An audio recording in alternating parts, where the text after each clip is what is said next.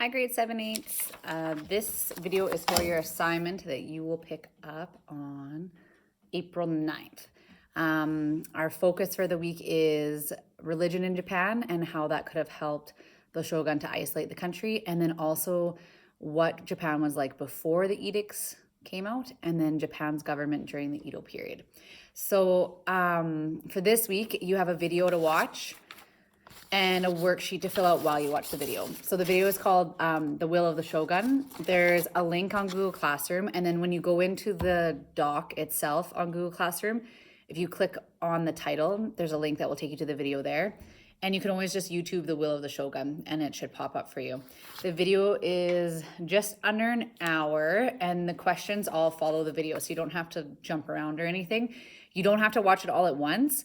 So you could watch like 15 minutes and then watch 15 minutes the next day, but make sure that you watch the video before you do the worksheet that goes, your other assignment that you have for the week, I guess.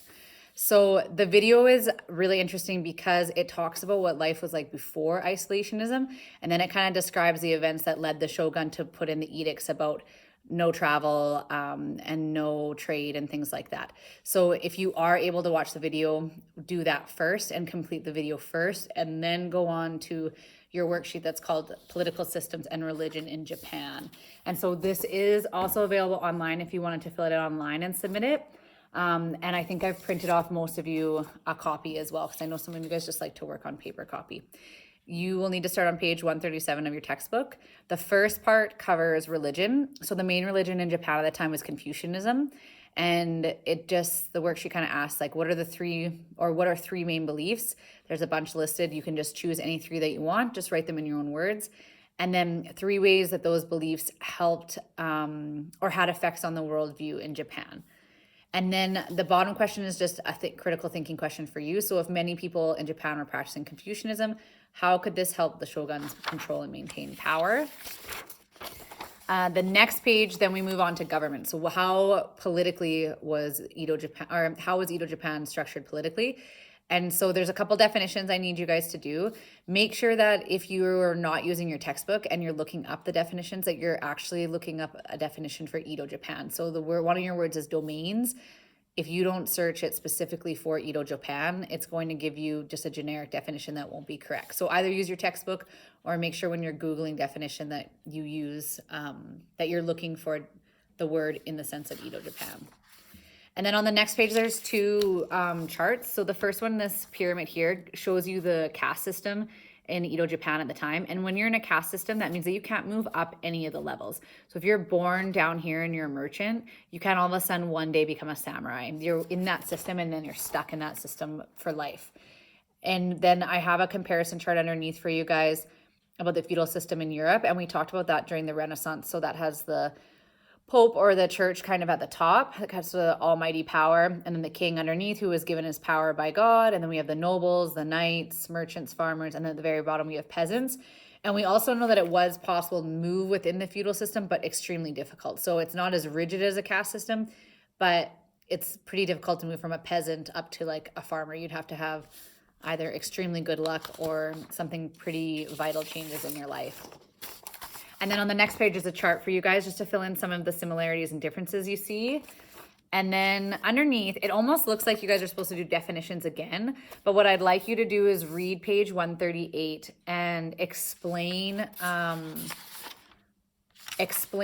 that person was in charge of and what they did. So don't tell me, give me another definition for a shogun. Explain to me who he ruled over and where his power kind of lay. Where his power lay.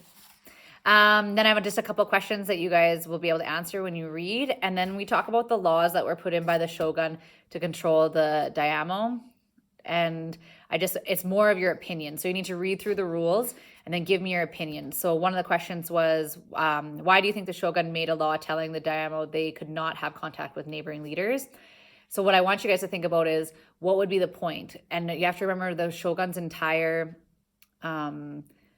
goal with putting in these edicts is that he maintains absolute control. So if I'm a leader of a han or a province and someone else is a leader and we decide we don't really like what's going on, maybe we'll work together. This rule means that we can't do that. There can be no alliances. Your only alliance is to the shogun. So while you're answering those questions, I want you to think about how would this help someone maintain power and make sure that the people are always faithful to him. And that should help you be able to answer the questions. And then on the back, it just has a couple more questions that it gives you the page number to look at. And then your very last question is, what do you think the relationship between the Bafuku and the Dayamo was like? That's just an opinion piece for you. And then after Easter, we're going to talk about samurais, which I think you guys will find really interesting. So if you have any questions, I am going to open up the Zoom meeting on Monday. I know it's a holiday, but we're not in school. Well, I'm in school. You're not in school. So if you do want to log in, feel free to log in. If not, then your assignment won't actually be due until the following week, and we can always Zoom on the Monday before that anyways. So let me know if you have any questions. Send me an email or a text, and I will talk to you guys later. Have a good Easter.